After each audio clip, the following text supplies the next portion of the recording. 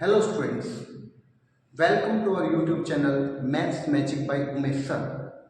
Vector 3D book की series में आज हमारा लेक्चर नंबर 5 है, जो हम फर्स्ट चैप्टर का कंटिन्यू कर रहे हैं। आई होप अभी तक जितने लेक्चर्स भी हुए हैं सभी स्टूडेंट्स को काफी अच्छे से समझ में आए होंगे। शुरू करते हैं सेक्शन फॉर्मूले के दो अच्छे क्वेश्चन से हम डिस्कशन अपना आज का शुरू करते हैं। यहां पर है prove that 3 diagonals of A cube intersect, also find the acute angle between 2 diagonals. देखिए, जैसा कि डायग्राम में आपको समझ में आ रहा है, there is a cube in which,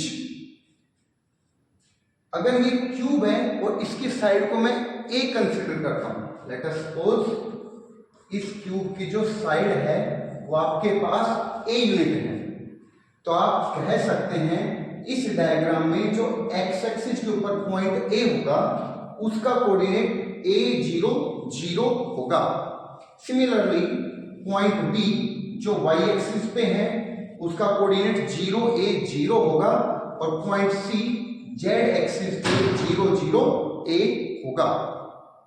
now अगर बात करें plane x, this is x, X O Y plane में अगर कोई पॉइंट n है तो उसका कोऑर्डिनेट a 0 होना चाहिए। ये बातें सभी स्टूडेंट्स को समझ में आ रही होंगी, क्योंकि हम इनके बारे में काफी पहले से पढ़ चुके हैं। हमारे फर्स्ट लेक्चर में हमने ये सारा इंट्रोडक्शन पढ़ा था। Similarly point M X O Z plane में है, इसका मतलब आपके पास x की और z की वैल्यू a है, जबकि y वहां पे नहीं होगा, इसलिए उसको 0 लिखा गया। अगेन पॉइंट L 0 a क्योंकि ये y और z प्लेन में है, मींस yz प्लेन में है।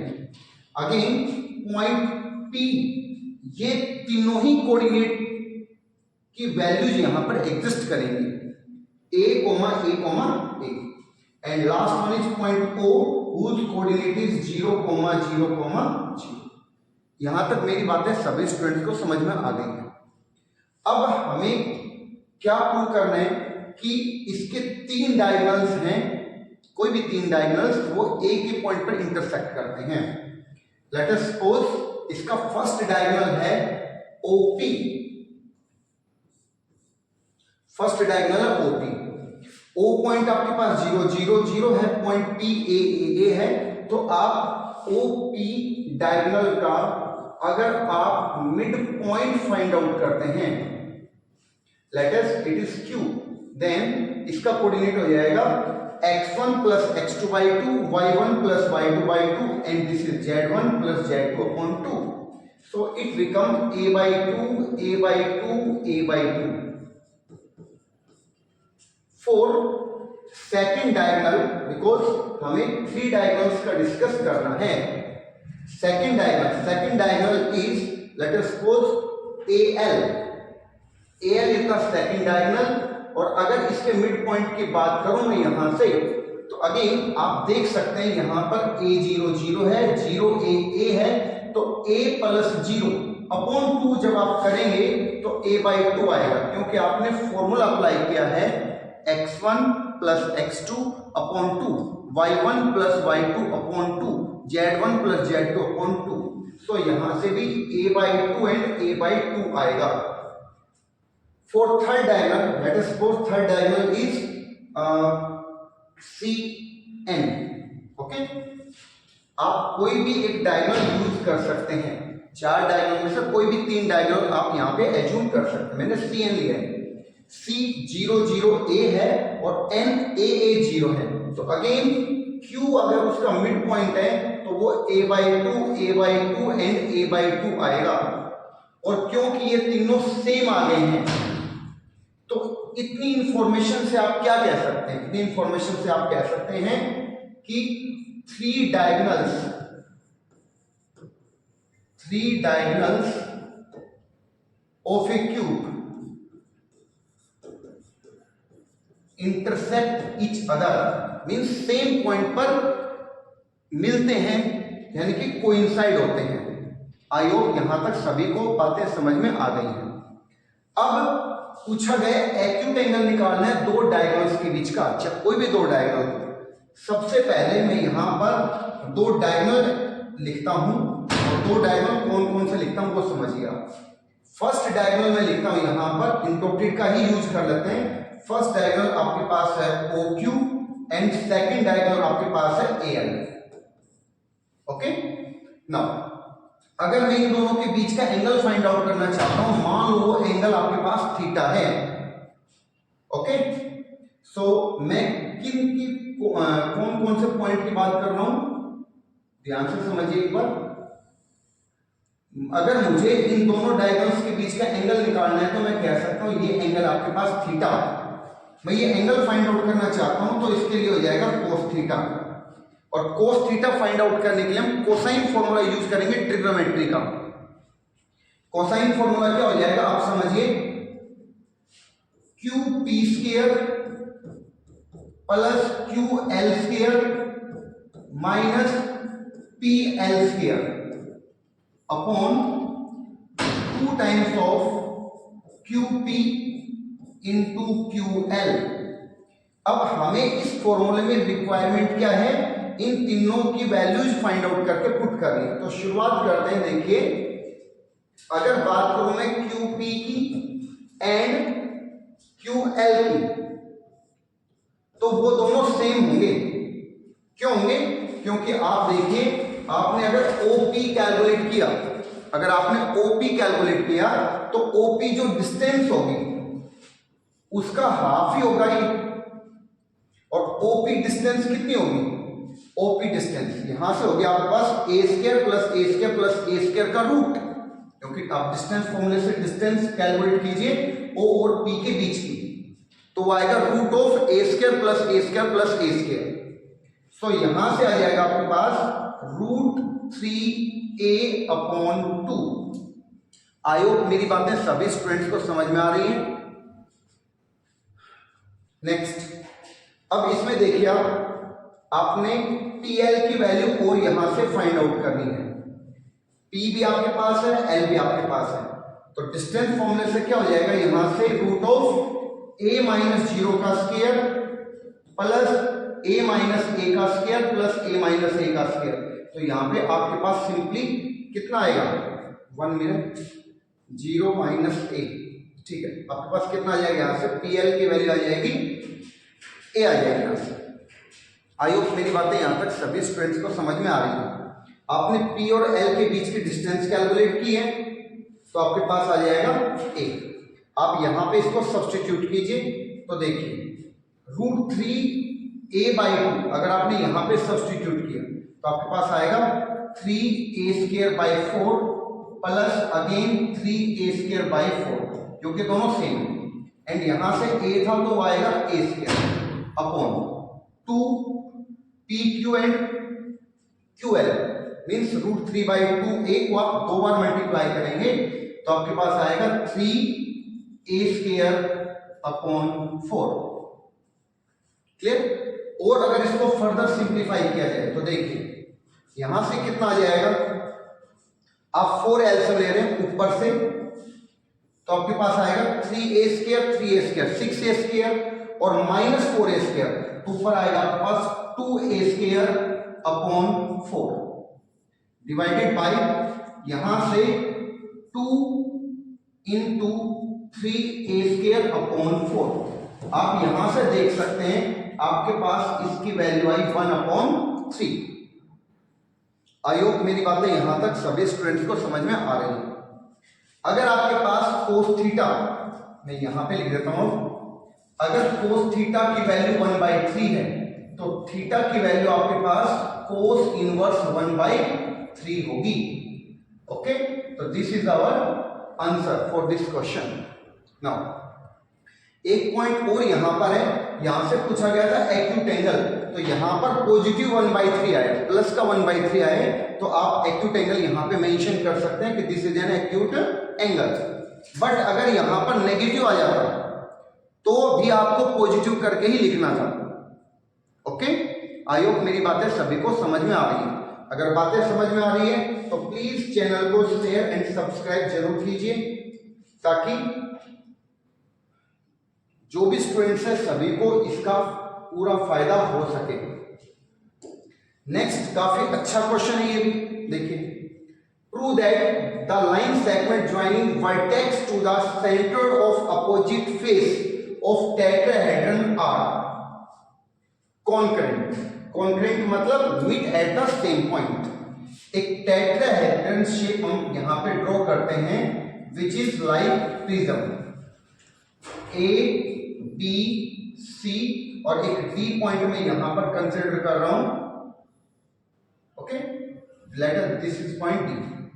नाउ यहां पर कह रहे हैं कि line segment joining the vertex to the centre. देखिए ये जो पॉइंट है, मान लो आपके पास x1 y1 एंड z1 है, पॉइंट बी आपके पास x2 y2 एंड z2 है, पॉइंट सी जो है, इस डी को मैं कंसीडर कर लेता हूं x3 y3 z3 and point सी को मैं लिख रहा हूं यहां से x4 y4 एंड z4।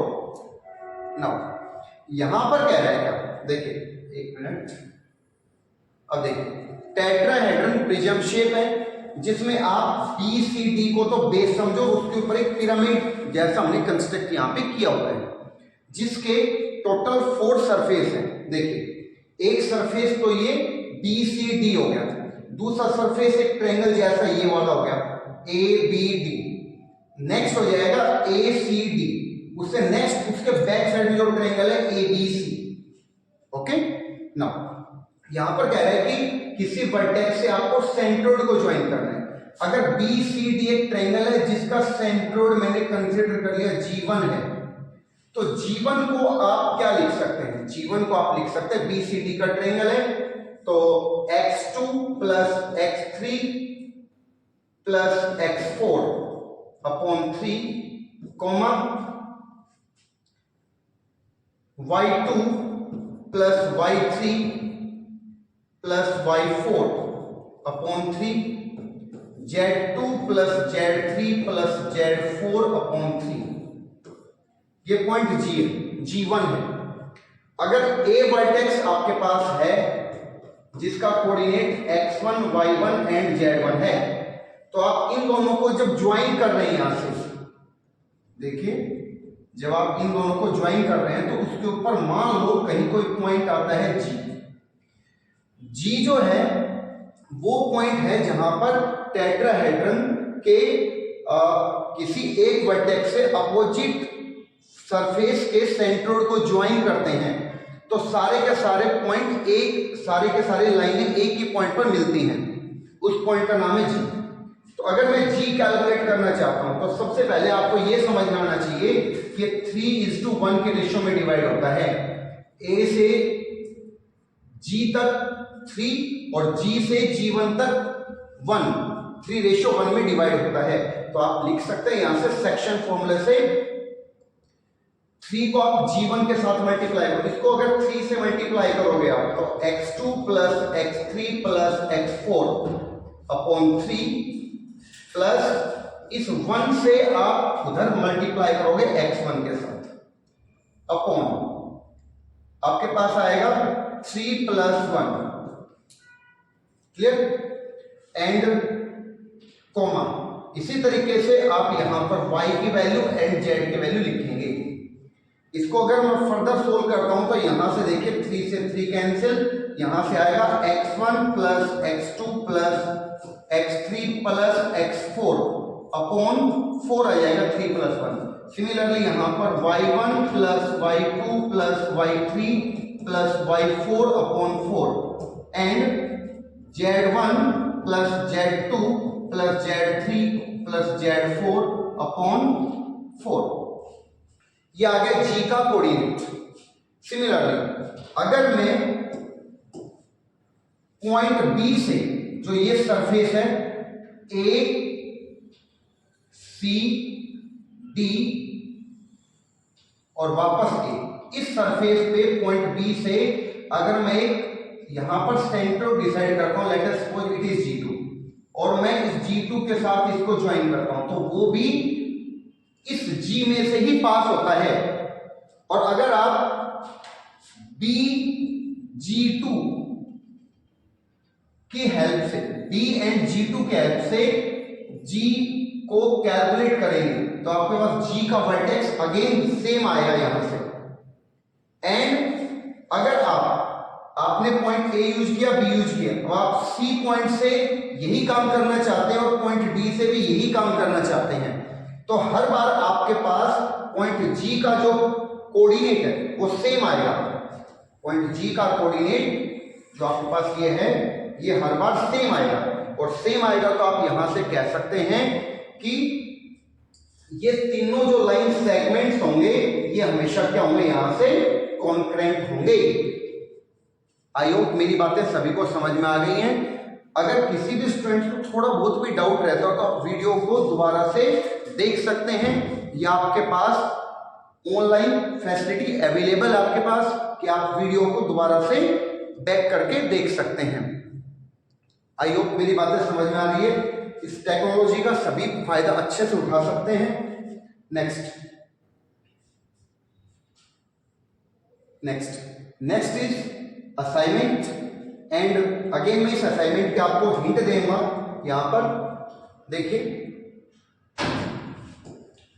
अगर मैं बात करता हूं फर्स्ट क्वेश्चन की, तो यहां पर कहता है using section formula, section formula का यूज करके आपको प्रूव करना है कि point A, point B, point C collinear हैं। ठीक है, तो आप कैसे करेंगे, ध्यान से समझिए बातों को। सबसे पहले अगर आपको तीन पॉइंटों को कोलिनियर प्रूव करना है सेक्शन फॉर्मूला से, तो हमने एग्जांपल में ये कल के लेक्चर में हमने पढ़ा था, ये जो मैंने कल लेक्चर नंबर 4 अपलोड किया था उसमें मैंने पढ़ा था। अगर किसी स्टूडेंट ने वो लेक्चर नहीं देखा हो तो पहले वो लेक्चर जाके जरूर देखिए।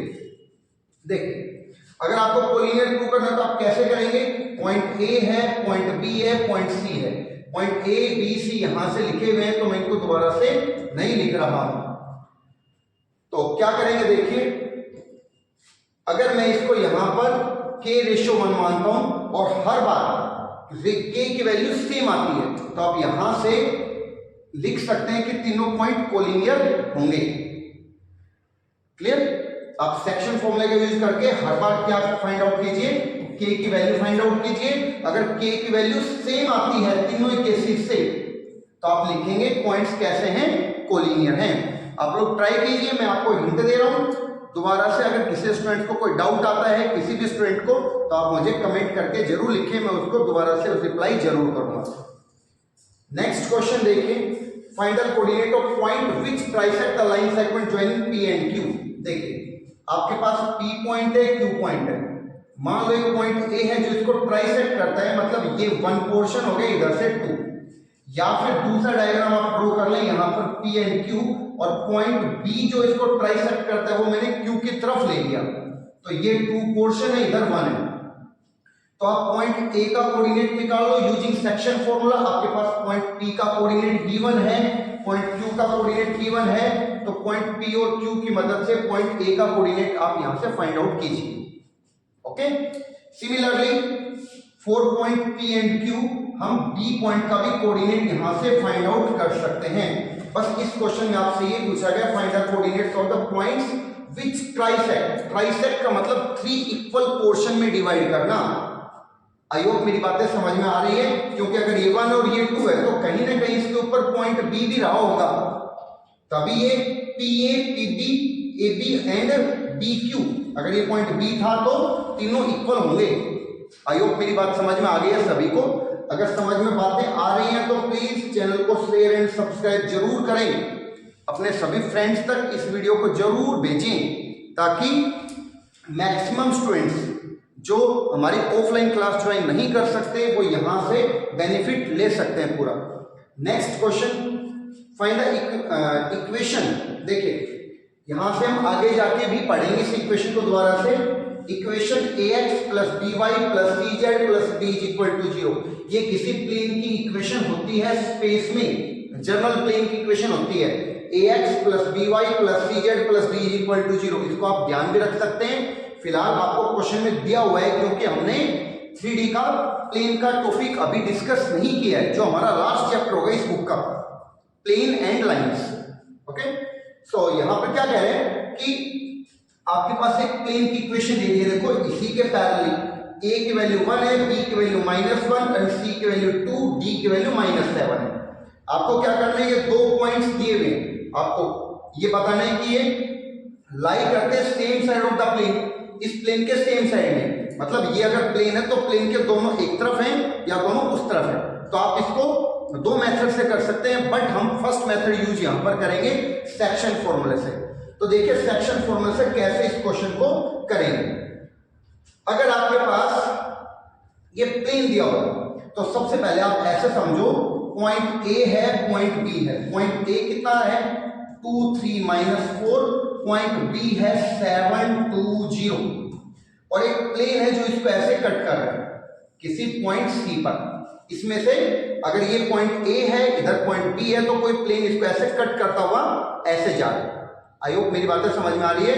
तो हमें ये बताना है कि वो पॉइंट ए और बी अब तो अलग अलग साइड में हो गए, और क्या पता वो प्लेन अगर लेफ्ट साइड में हुआ होता इस तरफ, तो दोनों point A and point B right side में हो जाते हैं।